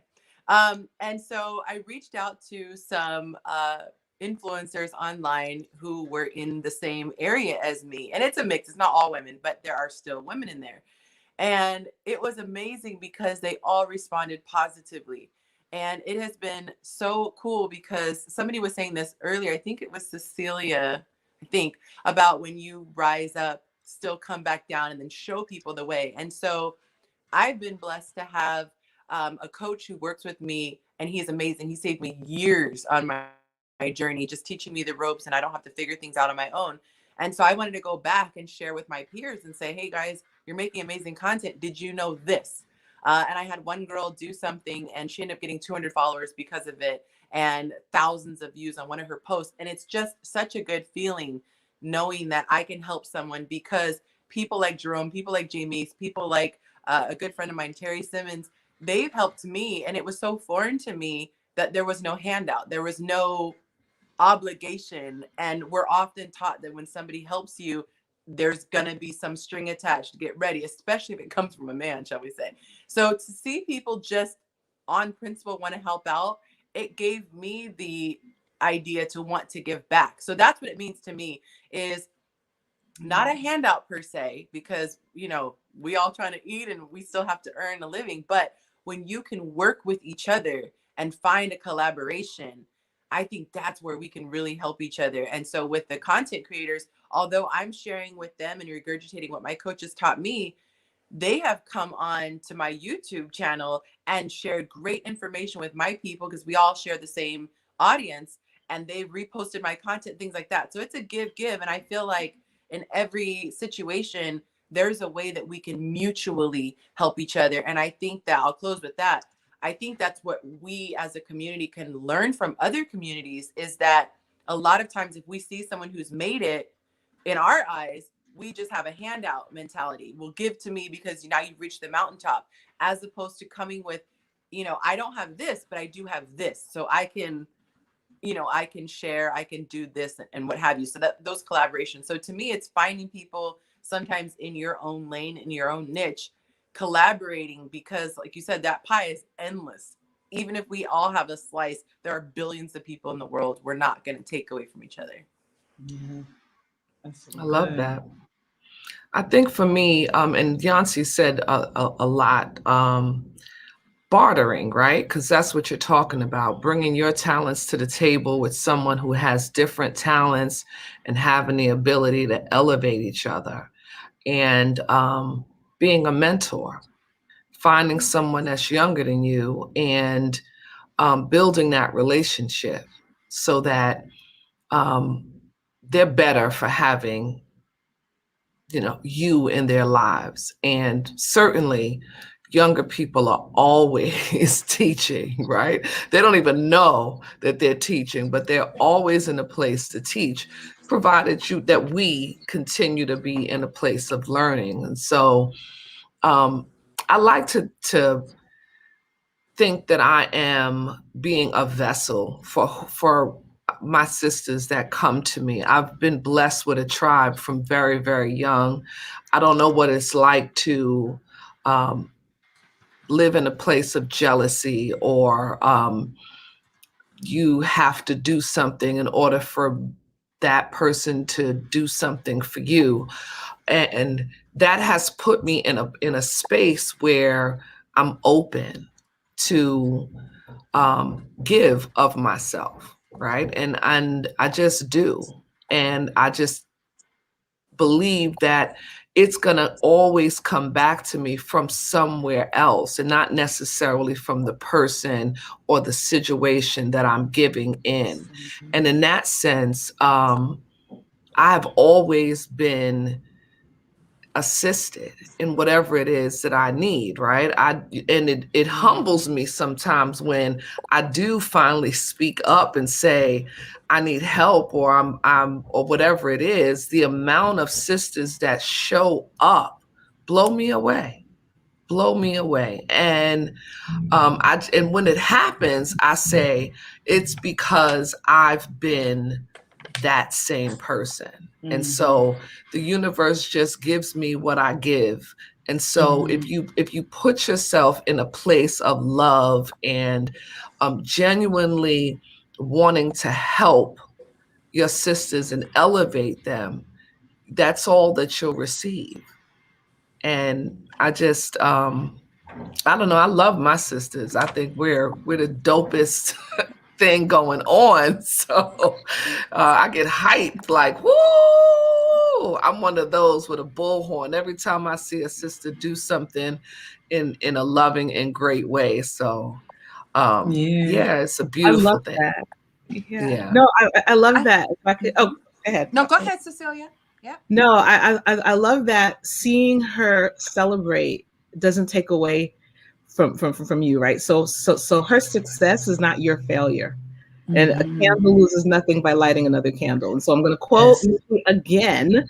And so if you haven't read her editor in Chic book by Mickey Taylor, please do. She says, and I want to read it so I get it right. Your greatness was not created to operate in isolation. In order to stay balanced, you must have a strong support system. It's essential to your sustainability as well as your growth. So I believe in a celebration circle, right? So I love the sisterhood. I not only serve as a mentor for others, but I love the ability to give back to women as was said, who might be older, who might be in a different path in their journey, because we can all learn something from each other. And so to me, I'm going to always choose collaboration over competition. Yeah. Because if I win, we win. And if I see you winning, that means, guess what? I could win too. Yeah. I was going to actually say that exact quote, Cecilia, about my light, me lighting your light doesn't dim my light at all. And as much as Black women, we are said to tear each other down. I believe that we are queens at uplifting and supporting one another. And I just, you know, I love my sisters, and I know that a lot of the recent successes that I've had in my career was directly due to a sister helping me, opening the door, getting me to a table that I normally would not have had a seat at that table. So I always take the opportunity to let my sisters know, hey, you know, your hair looks nice. Like, you try to lift each other up, because the world is cruel for Black women. And so I'm always trying to lift up my sisters. And I think I started the year off by posting on my page that is my goal for this year, to be of support, and to share where I can. And if I'm seen not upholding that, I want my sister to keep me accountable, pull my coattail and let me know. And you know, encouraging. And I just don't believe that between sisters we have to put on airs. We have to do that out there. You know, with my tribe, I want to let my guard down. I want to be vulnerable. I want you to be vulnerable. When you cry, I got the tissue to wipe your tears, right? When it's time to laugh, we're going to laugh. But when I see that you're not doing the best that you can do, I want to be able to share that with you. And I want you to be able to take that with the spirit of love that it's given, and then you to do the same thing for me. So my tribe is dope, just as was said. And friends are people that you choose intentionally. I don't have anyone in my circle that I don't want in my circle. And her and the amen go right there before you go before you jump in, Michelle. And the amen go right there. All right, Auntie, go right ahead. The image that I have in my head right now, which I actually had someone make a T-shirt for me to put on it, was of at the inauguration when Michelle Obama gave Kamala the "I see you, girl," and I had that image. Because I called a friend of mine. I said, "Listen, I need this on the shirt."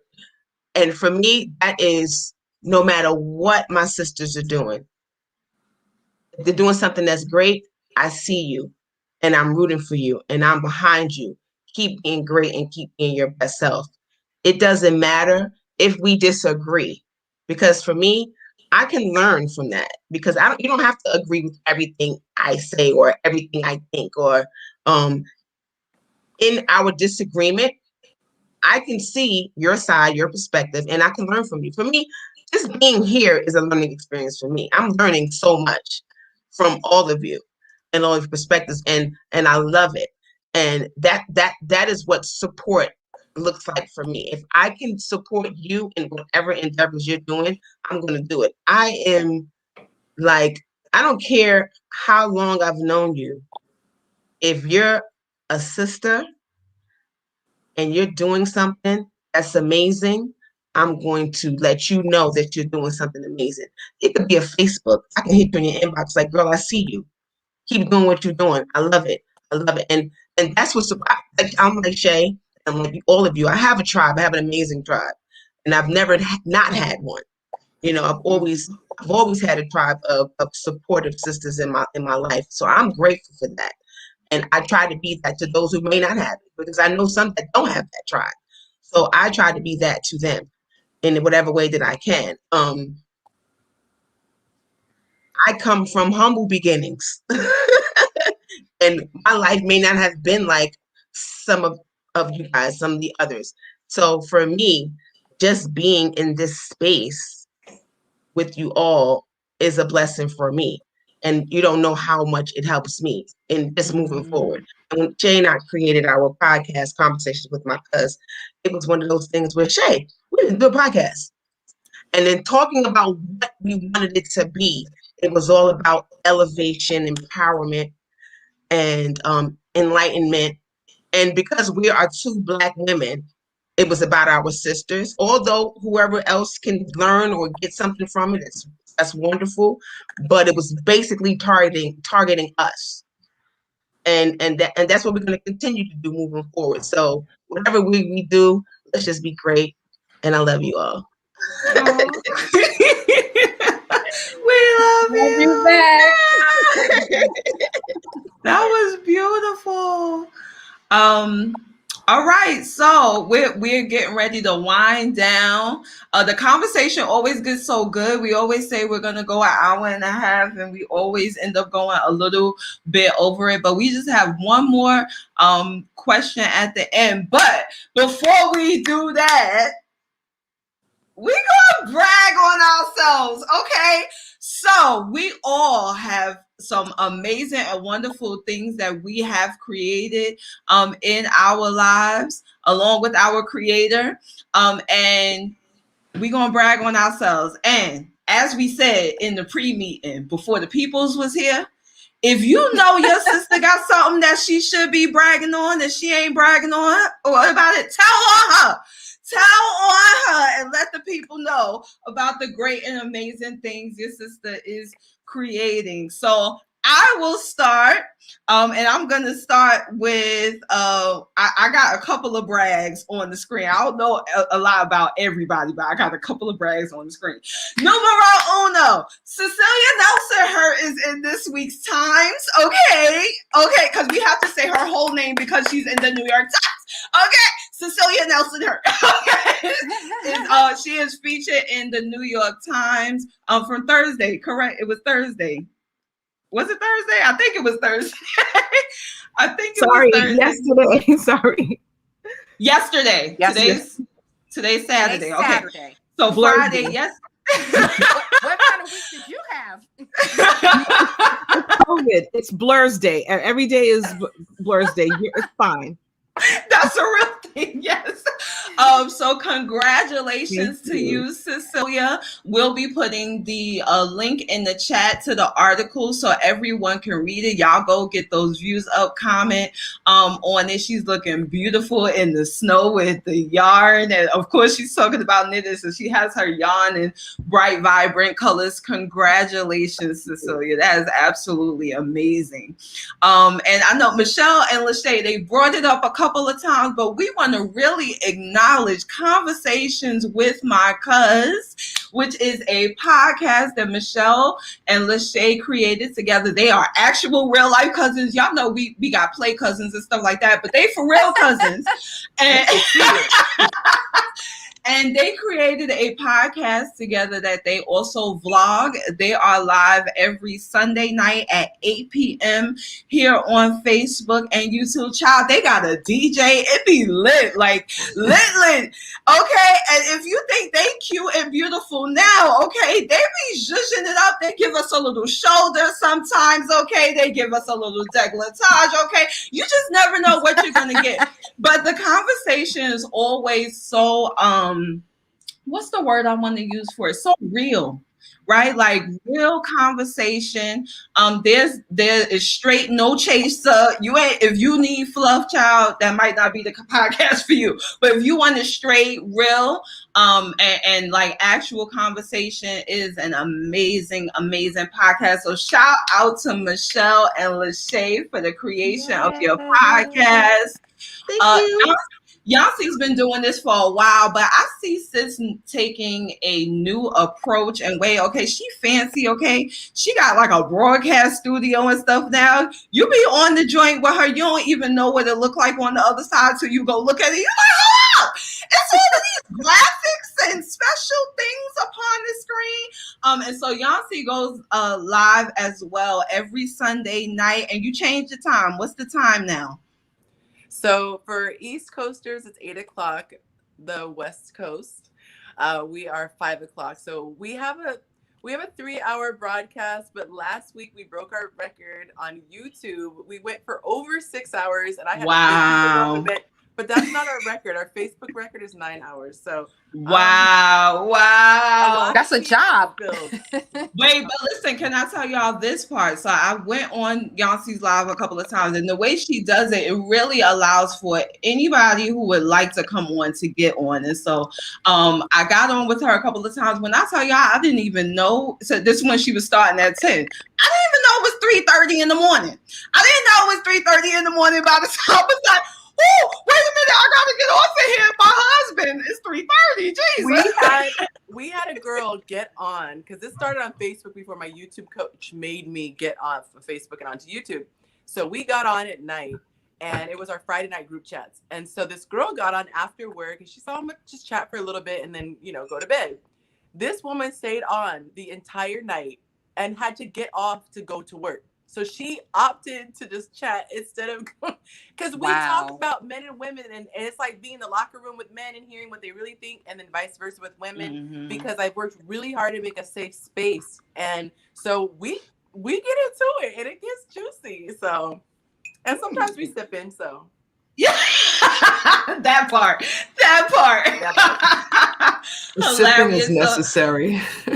So congratulations to you, Yancy, as you continue to grow your influencer presence online and really looking to bring love to it, right? Because I think that there's some folks who are out there looking to be influencers, but there's no love behind it. Even in talking about relationships, it's really rough and tough and stuff. And so and toxic AF. Yes, and toxic. Tearing down women. Absolutely. And that's not what Yancy does. That is not what Yancy does at all. So congratulations, Yancy. Keep going. We see you, girl, out here. We see you. My sister, Ebony. Okay, since the last time we've been on, y'all know she wrote a book. Her book is Behind These Four Walls, and you can get that at her website. She'll put that in the chat on Facebook. But she has also started one-on-one mentoring, and I am so excited for her. Before she even put it out, she had her first client.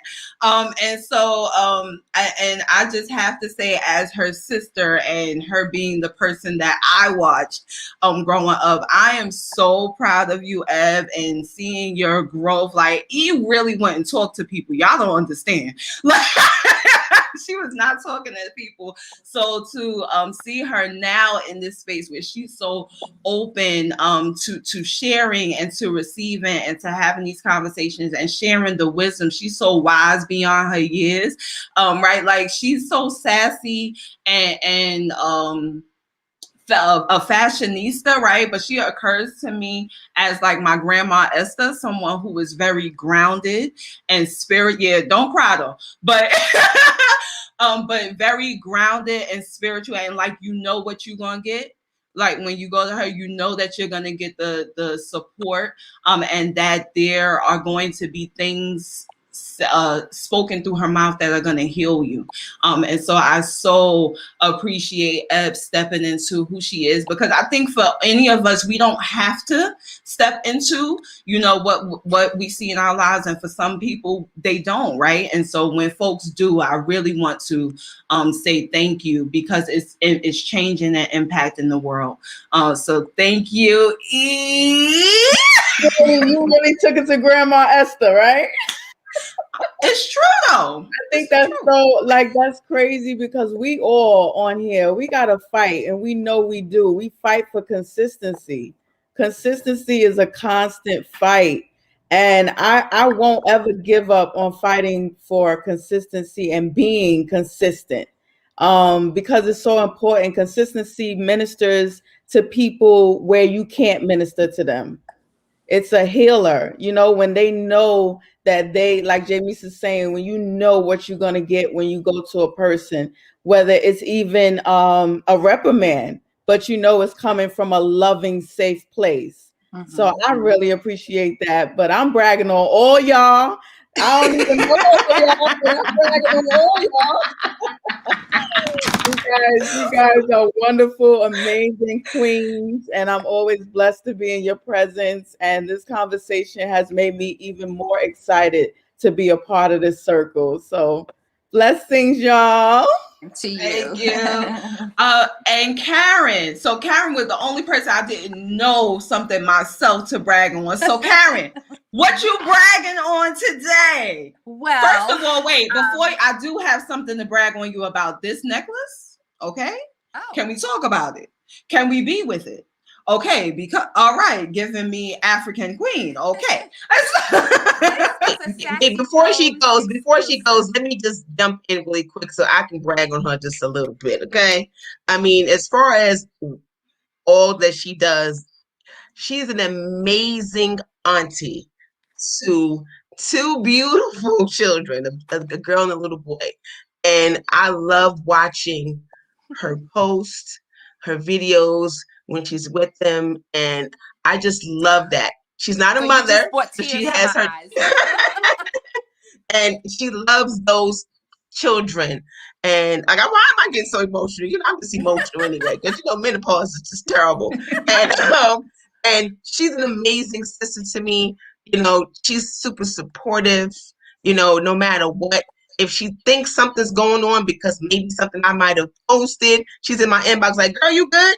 And I'm like, "Yes." But I just want to brag on her in that moment because of who she is as a sister and as an auntie. Stop crying! I know, I'm such a sap. And I love you. Thank you. I love you as well. So I'm just gonna say this necklace is a Sassy Jones exclusive. I was part of her little month inner circle, so I don't even think this necklace in these colors was available for sale, but she has amazing work. I get nothing from it, just letting you know where I got the necklace. But I would actually like to ask for my sister's prayers, because I signed up to get a certification, a professional certification. And I've set a very, very aggressive goal of completing it this year.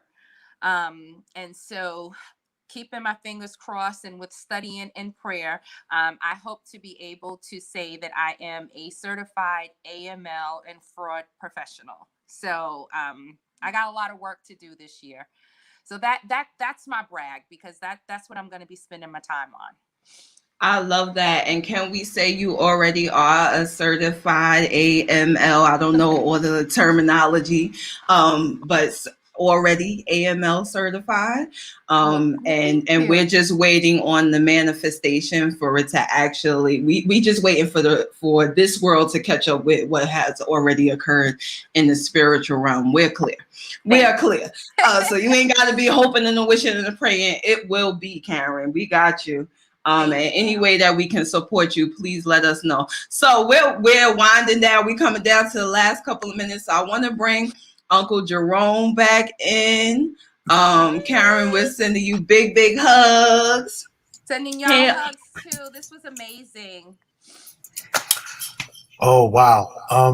I'm sitting here emotional, listening to all of you, because I know all of your stories. I know you all.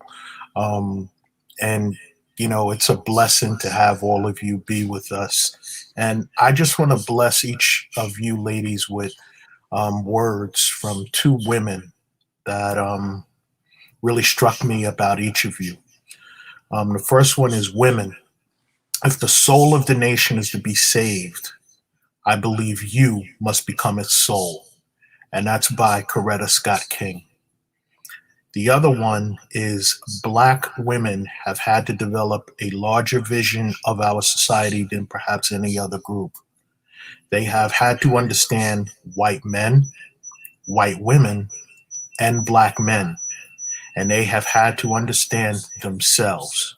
When Black women win victories, it is a boost for virtually every segment of society. That's from Angela Davis. And I think of each and every one of you when I read those words, because each of you are putting things out into the universe that is going to help heal this world, prosper this world, and prosper our people. So I just wanted to thank you all for being a part of this roundtable. I love you. The BuyBlack4Life family loves you. The BuyBlack4Life community loves you. If there's anything, like Jamie says, that we can do, you already know. Yancy, look out for something. I'm going to inbox you during the week. I love you all. Jamise, you have it. I'm out. Love you all. And before Jamie goes, I just want to send some prayers out to Deb because she had to leave us because she wasn't feeling well. So guys, keep her in your prayers. Yes, absolutely. Yes. And Jerome, Absolutely. thank you for all your work putting this together. I think Mhm. it's amazing what you're doing. I love that all this time later, you're still just as fired up. So many people got riled up, what was, I don't know, last year. And the fact that you kept going and kept everybody together and didn't lose steam, I think it's awesome. And I appreciate that you and Jamie show up with action and not just words. So being on my platform and supporting me was everything. So thank you. Thank you guys. Thank you. Yay. Y'all, now I'm all in the fields. I don't know what to say. Okay. Well, no, I know what to say. I need to let me brag on you for a second, okay? You just Miss took the Jamie. words out of my mouth. I was on it. I was Yeah, on I know it. you was on the app. Let me gonna brag on you and all you're doing, Miss B Coach. Okay? Yes, ma'am. And, Yes, and ma'am. and all that you do with being this amazing facilitator that you're doing today. Let me tell you something. This girl, I call her my niecey, inspires me so much. And I really feel like a lot of things that I'm doing and are looking to do is because of her and watching her. And I'm being honest, like I'm gonna cry, like I'm getting emotional because I just love her energy. I just love her drive. I just love her her wanting to help and be there for people. And watching her do that, she's a lot younger than most of us here. So, I feel like you can be inspired by anybody, no matter the age. It doesn't even really matter. And she's gotten me together quite a few times when I was doubting myself in certain areas. And I appreciate her so much for that. And, she's always willing to just get in there and just do whatever she needs to do in that moment. And this is why she's amazing to me. And I just love her whole entire life. I love you, And let me just Auntie. piggyback on that because Janice is so humble. She's always been that way. She's my blood sister. We are 10 years apart. So I call myself mommy too. Mommy one is on here, the ultimate queen. But I've been mommy Hey, too buddy. to her and helping out with bottles and Pampers all the way up to advice and encouragement. And I am so honored to be your sister and watching you being uncomfortable, going from being uncomfortable with who you are to now being in love with who you are has really blessed my life. And Jamie says, I'm not getting emotional. Jamie is like the gas in my tank. Her whole life keeps me going. And watching her evolve and invest in her self-work and now be a B coach and now be able to pour that into others and get them over the hills and the humps that they are facing in life. She's just a joy to be a part of her life and her journey. And I'm so glad to be able to share a womb with you because my womb is greater. It's royal because you have come through the same womb and we get to shine for the queen that created us. So I love you so much. I'm sorry, y'all. Oh, y'all. I brought tissue. I don't know what y'all did because I knew.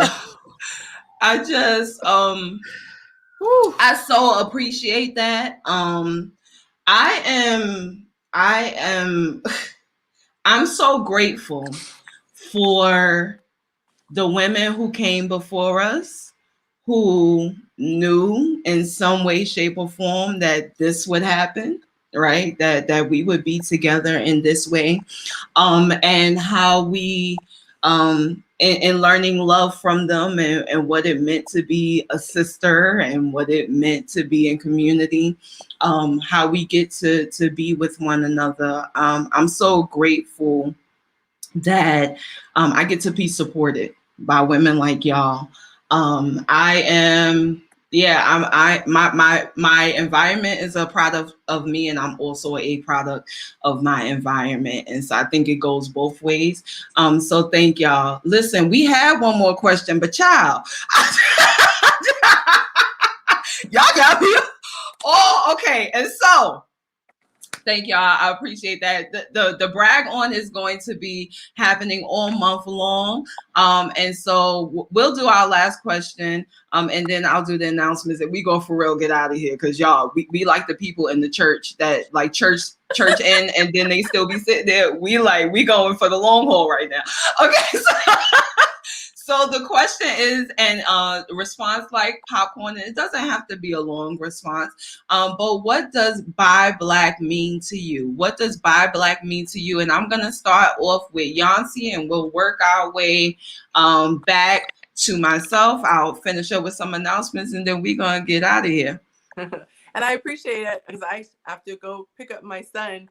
So I'm glad I get to go first. But I want to say, and I kind of, alluded to it earlier, but to me, this is where our power is. I remember feeling just devastated. I remember doing a live stream years ago, back when Colin Kaepernick was taking a knee for the very first time, and everybody was in an uproar, and we were talking about, everything that was going on. And I just remember feeling so helpless. I felt so helpless because I thought, my God, we're in the 2000s, and yet we're still having this freaking conversation. And I just felt helpless. And I felt so frustrated that it was like, I felt like a dog at the bottom of the table leg begging for a crumb. And I didn't like that posture. I didn't feel like that was becoming. I didn't feel like that's who God created me to be. I don't feel less than. And so I didn't like that feeling. And I remember somebody just getting me together on the live stream. And this brother was like, you're looking at this the wrong way. And at first I was kind of like, who are you talking to? I'm doing this live. But he was coming in a spirit of love, and he turned me on to Dr. Claude Anderson, which I referred to, who talks about our power is in economics. And so the hurt went away when I realized that it's human nature to look out for your own. Because we're women, we look out for other women. Because we're women of color, we look out for women of color. If we are Californians, we're going to be concerned with the things happening in California. It's natural, and I don't necessarily think it's wrong. It's human nature. And so when I really grappled with that, I got past the personalness of it. I don't think that Bob is always necessarily against Yancy. Bob is just more about Bob. And I'm going to be more about Yancy than I am about Bob. I don't care what his plight. He might have, a daughter who's in the hospital who really needs something. It's not that I don't care. I just have more pressing things that I care about in my personal world, or that I don't have the time to give. And so I wanted to share that with people, to take the personal sting out of it and get out of that victim mindset as a Black person, and then transition into, but where is your power? And that's what I always try to share with people. Always look for your power, even if it's a tiny little crumb. Focus on that power and don't look at everything else that's out of your control, because it's energy that you will not get a return on your investment. And if you do get a return, it's not a positive one. So I like the fact that Buy Black is promoting Black people who are in business. Again, it's not a handout. It's not asking for people to just help because we're Black. But not only do they promote Black businesses, but they get them together. I know that we need this. I think that we have such innate talent within ourselves as Black people. We are just gifted. And I remember my sister getting in trouble and being forced to give back an award that she won for a piano recital, because my parents knew that she woke up with that talent and she didn't earn it. She was more amazing than the other kids there, which is why she won. But they knew she woke up with that piano talent, and she didn't push herself and actually hone her skills. And so I think that with us, we are natural singers, natural dancers, natural athletes, natural comedians, but we need to learn the professional side and the business side.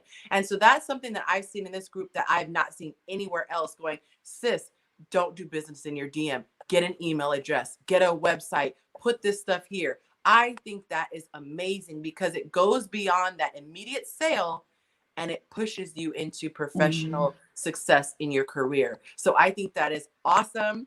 And thank you again. I don't want to speak and run, but mommy duties, like things that we understand our priorities, right? So I just So want to glad give a you were little here. shameless plug. If anybody wants to follow my content on YouTube, obviously you have to have your real name, so I can't put my handle, but it's Chasing Yancy everywhere, because I'm chasing the woman that I want to become. I want to get to know myself as well as I can, so that I can then authentically present myself to others. So a lot of people think people are chasing me. It's not what it is. I'm chasing myself. So you can find me on Chasing Yancy on Instagram, Twitter, YouTube. And like Jamie's mentioned, my live streams are on Sunday. We have great conversation about becoming the person that you want to be and thriving in relationships. So thank you guys. I'm going to be watching it from my phone on my drive. Well, listening. Don't quote me on that. We love you, Yancy. We love you, Yancy. I just wanted to say I want to connect with you, Yancy. So I'm gonna be in your DMs. Look, I already put in the comments. I manifested that. I was like, oh, we need to talk for sure. Yes. Slide on in, girl. Can I throw love that one of these out there? All right. Yes. All right. Love you, Yancy. Fantastic. Thank you, Yancy. All right, Auntie. BuyBlack4Life. BuyBlack4Life means unity to me, and being a part of something bigger than myself. And when it was created, I saw the vision, but I didn't see the vision. And 170,000 businesses and people later, here we are, understanding the value of the Black dollar and how much power is in it. It's an amazing thing, and I don't think we all had recognized it before. BuyBlack4Life has definitely made that point very, very clear, and that we need to start creating our tables instead of pulling up a seat to the table. And that is what BuyBlack4Life is. Let's create our tables so that we don't have to wait for someone else to create a table and offer us a seat. We're creating our table and the seats too. So for me, it's really about unity and us coming together as Black people and building. You know, this is, and like Eb said, we all are on the front lines. You know, I like to play the supporting cast too. I just want to be in the behind the scenes, but I've been out front now. So even if it's not me going outside with a you know, out there marching or whatever, doing this, we're on the front lines. No matter how you want to look at it, we're on the front lines and we're making a difference. So BuyBlack4Life is all about unity, all about love, and let's keep moving forward. Love that. Thank you so much, Auntie Michelle. Ed, what does Buy Black mean to you? BuyBlack. I was just amazed when you introduced me to Unc. And my pastor has a saying that he says, "What faith in a man can do." And I think BuyBlack is sheer evidence of what faith in a man can do. He had a vision and he put his faith on it. And faith is not just believing it, but faith is an action word. And so he put foot to that vision. And now we are able to enjoy this thing called BuyBlack4Life, right?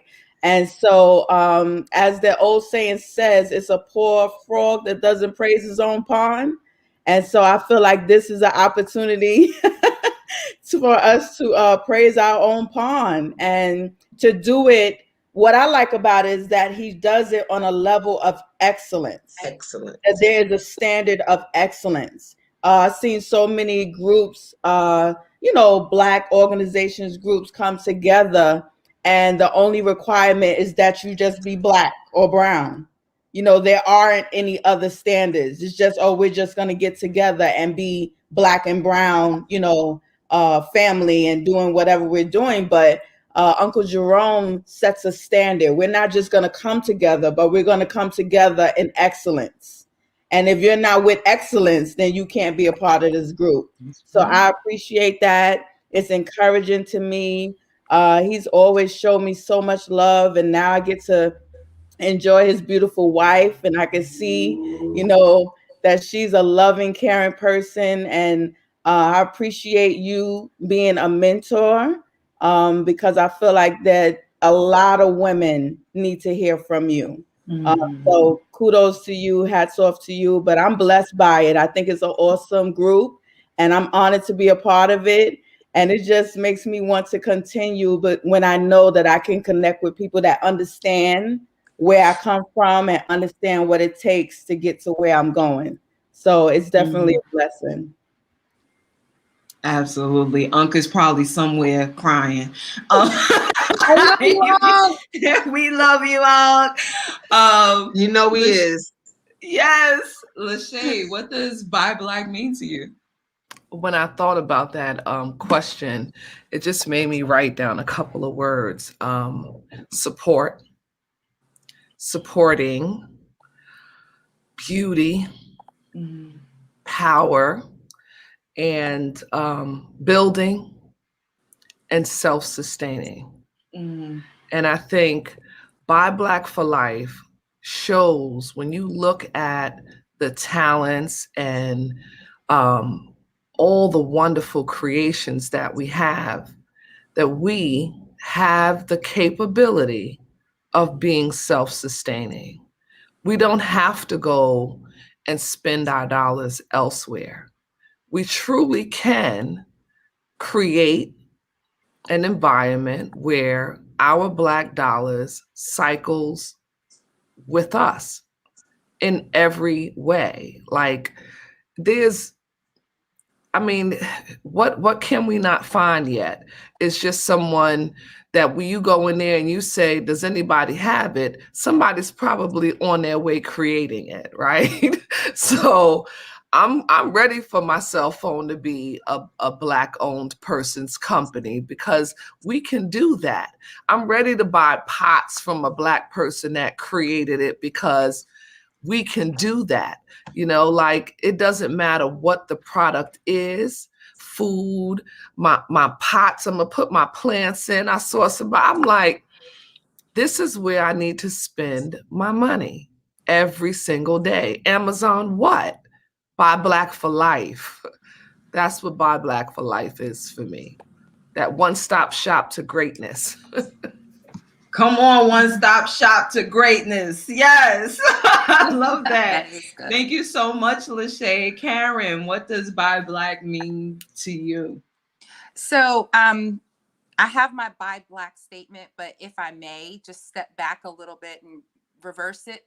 BuyBlack4Life for me is a place where it's so much. You cannot put a title on this movement, I'm going to call it, because it's educational. It's funny sometimes. It's entrepreneurship. It is where you can go and spend your money. BuyBlack4Life is more than just a page or an organization that showcases Black businesses. It is everything. So it is taking you from not having a business and wanting a business to having resources. There are resources on there. There's some real stuff happening, support and everything. So I love the page, and I take the opportunity to direct as many people as I can to it. BuyBlack for me simply means supporting businesses that support, appreciate, and respect me. That's all I got. Period. Mic drop. Heard you. Okay. Right? Like, supporting those that support me. That's it. Thank you so much, Karen. Cecilia, what does BuyBlack mean to you? So to me, it means Ujamaa. So the economics of it. So the shared wealth and the shared work and wealth. The U.S. Black buying power is $1 trillion. Right? That's calculated by Nielsen, so they track that. And we know that the Black community on average 6 hours before it leaves the community. So when you look at the Jewish community, the Asian community, any other community, their dollar circulates And so they reinvest in their own. And so when we get upset about, well, why, in the Black community, are there no Black owned establishments? Because we leave our community, our dollar doesn't stay there. And so for me, Buy Black for Life is an opportunity to level the playing field and to reinvest in the greatness that is evident. And it's just a way of life. And that's so crazy that you said that as your last statement, because that is what I was going to say. This concept, this idea, this construct of buying Black is in every area of our lives. And I can break it down to like the economics, but I think what resonates with me the most is us experiencing ourselves as free, right? And there's a lot that goes into that, right? But for me, the foundational aspect of it and what I'm looking to create as a result of Buying Black is us as a culture, as a people, experiencing ourselves as free financially, emotionally, mentally, spiritually, all the least. And so I like period, point blank, Buying Black. And I want to thank you all so much. There's like so much going through my mind right now, but I want to thank you all so much for being here. We went overtime, so I want to thank you all for sticking around, those who could, sticking around and finishing this out with us. We'll be having the women's roundtables probably once quarterly, folks, so be on the lookout for that. Thank you to everyone who hung out with us in the chat. The chat was going off.